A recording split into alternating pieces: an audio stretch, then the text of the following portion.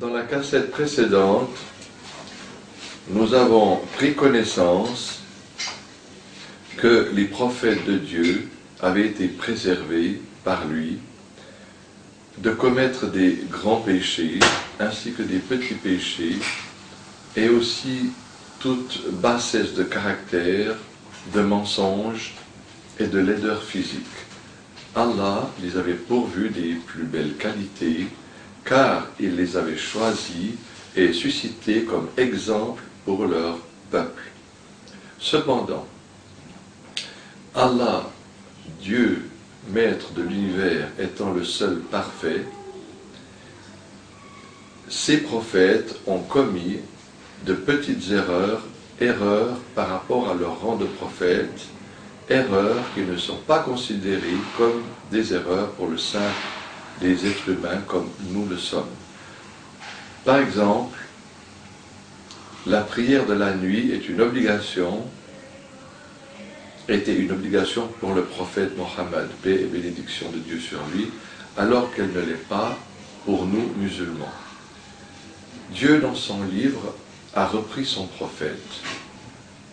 Alors que Mohammed avait reçu les gens importants dirigeant la Mecque afin de leur expliquer le message de la soumission à Dieu, l'islam, un aveugle est entré dans la chambre, s'est approché du prophète afin de lui poser une question.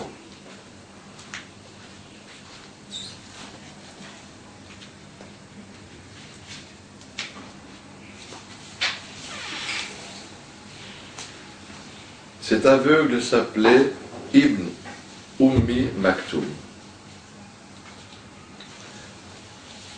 Chaque fois que le prophète, paix et bénédiction de Dieu sur lui, rencontrait Ibn Maktoum, il disait qu'il soit le bienvenu, celui pour lequel mon Seigneur m'a repris. Nous allons voir dans les versets qui vont suivre pourquoi Allah a fait descendre sur son prophète cette réprimande.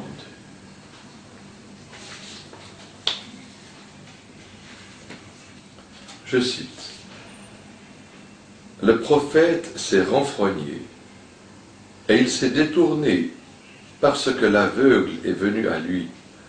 Qui te dit, peut-être cherche-t-il à se purifier ou à se rappeler en sorte que le rappel, le Coran, lui profitera.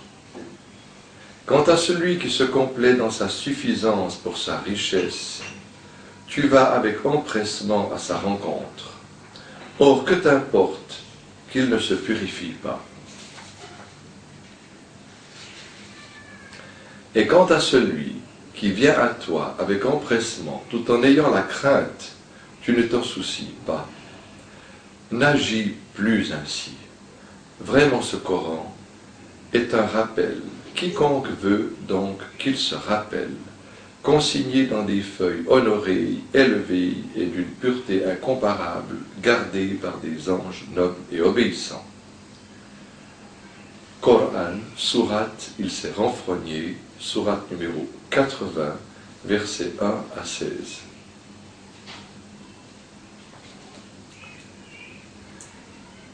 Il se peut qu'un jour vous rencontrez, comme cela m'est arrivé, un évangéliste chrétien qui vous dise que Jésus est le Fils de Dieu, et ce parce qu'il n'a jamais commis de péché et qu'il est supérieur à Mohammed, qui aurait commis des péchés, car Dieu dit dans le Coran,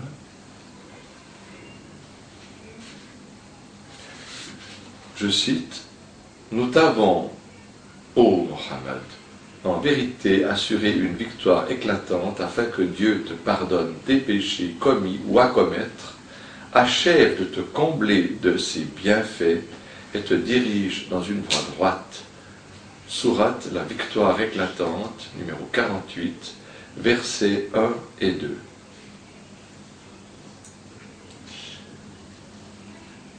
L'explication de ces versets vous a été donnée dans ce qui a précédé.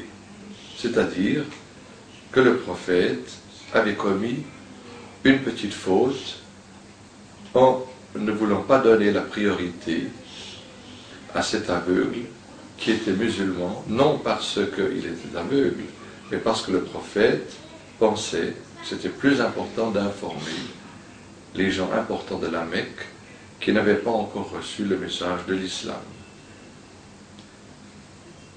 Si nous voulons interpréter ces paroles d'une manière qui n'est pas correcte, en regard, nous pouvons aussi dire que dans les évangiles et dans l'acte des apôtres, le baptême a été institué que pour le pardon et pour effacer les péchés.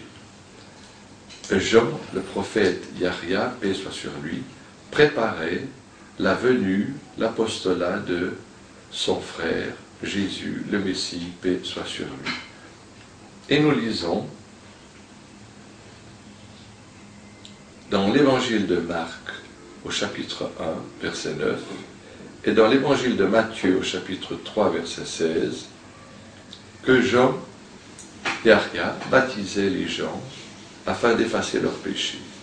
Et Jésus arrive, et Jean lui dit, je ne suis pas digne de te baptiser. Il voulait par là que Jésus, lui, le baptise. Et Jésus lui dit, fais ce qui t'a été ordonné. Et Jésus se laisse baptiser. Si je voulais interpréter cela d'une manière qui n'est pas correcte, je pourrais dire que Jésus a fait des péchés et qu'il avait donc besoin de se baptiser pour que ceux-ci soient effacés. Car, rappelons-le, les 4 évangiles, ainsi que l'acte des apôtres, disent que le but du baptême est seulement d'effacer les péchés. Vous trouvez ces références dans l'évangile de Marc au chapitre 1, verset 4, dans l'évangile de Matthieu au chapitre 3, verset 6, et enfin dans l'acte des apôtres, chapitre 13, versets 24 et 25. Mais la vérité, c'est que Jésus était un prophète parmi les grands prophètes, et que Dieu l'avait aussi bien sûr préservé, et Jésus n'a fait cela que pour être un exemple, que pour donner l'exemple. Rappelez-vous que tous les prophètes de Dieu sont immunisés des grands péchés et des petits péchés et de tout mensonge dans le message qu'ils ont à transmettre de la part de leur Seigneur et de toute bassesse de caractère, de toute grossièreté et de toute laideur physique, puisqu'ils avaient été choisis par Dieu comme bon exemple à suivre. Nous terminerons cet exposé sur l'immunité des prophètes de Dieu par ces versets du Coran.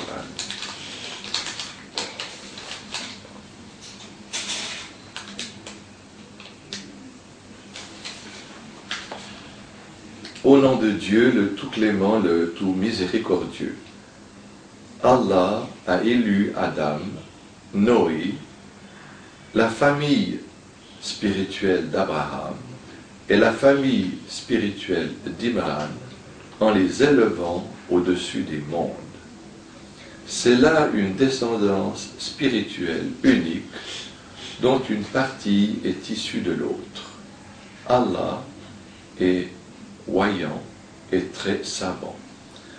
Sourate, la famille d'Imran, numéro 3, versets 33 et 34. Le père de Marie s'appelait Imran, au verset 35 de la sourate, la famille d'Imran. Cependant, le nom de Imran cité dans ce verset ne désigne pas le personnage du même nom évoqué dans le verset 33, dans l'expression la famille d'Imran.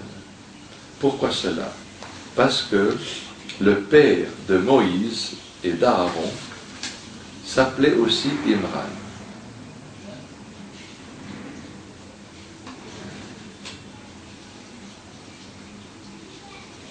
Nous lisons dans le livre de l'Exode, l'Ancien Testament, au chapitre 6 et au verset 20, que Aaron et Moïse sont tous les deux les fils de Amran, c'est-à-dire en arabe Imran. Vous savez que ces deux langues, la langue hébraïque et la langue arabe, sont sœurs.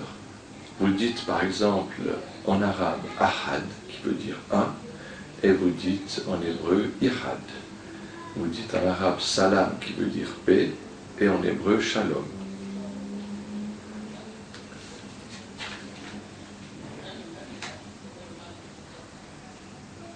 La mère de Marie s'appelait Hanna, Anne. Elle était la sœur d'Élisabeth, épouse de Zacharie. Et l'enfant d'Élisabeth et de Zacharie s'appelait Jean, Yahya. Marie est donc la nièce d'Élisabeth. Et nous lisons dans l'évangile de Luc, au verset 36, que Élisabeth était issue de la famille d'Aaron. Et c'est pour cela que aussi que Marie descend par sa nièce du prophète Aaron. Or, dans la sourate Mariam, lorsque les Juifs de la tribu de Marie virent arriver celle-ci étant enceinte et n'ayant pas été mariée, car à l'époque on appliquait la loi de Moïse et on lapidait la femme ou l'homme qui avait commis l'adultère, ils lui dirent « Ô Marie, ô sœur d'Aaron, ton père n'était pas un homme mauvais et ta mère n'était pas une prostituée. » Donc dans cette appellation, il faisait référence à son ancêtre qui s'appelait Aaron. Et aussi, la tradition musulmane nous rapporte que lorsque le prophète Mohammed, paix soit sur lui, a envoyé des compagnons afin d'appeler à la soumission à Dieu les chrétiens qui étaient alors au Yémen, il leur dit « Allez au Yémen et dites aux chrétiens de n'adorer que Dieu seul. Et s'ils acceptent, dites-leur que Dieu leur a prescrit 5 prières par jour et par nuit. Et s'ils acceptent, 5 prières dans le jour et dans la nuit. Et s'ils acceptent, dites-leur que Dieu leur a prescrit le jeûne du mois du Ramadan. Et s'ils acceptent, dites-leur qu'ils doivent donner une partie de leurs biens en aumône pour les pauvres, mais ne leur prenez pas ce qu'ils ont de plus cher. » Les compagnons, étant revenus à la Mecque chez le prophète, ou à Médine, l'informèrent et lui dirent que les chrétiens diraient qu'il y aurait une faute dans le Coran, dans la sourate Mariam, par laquelle les Juifs auraient interpellé Mariam aux sœurs d'Aaron. Alors le prophète leur répondit, ce n'est pas là bien sûr une faute, parce que le livre d'Allah n'a aucune faute, mais c'est qu'ils appelaient leurs enfants par le nom de leur personnage illustre.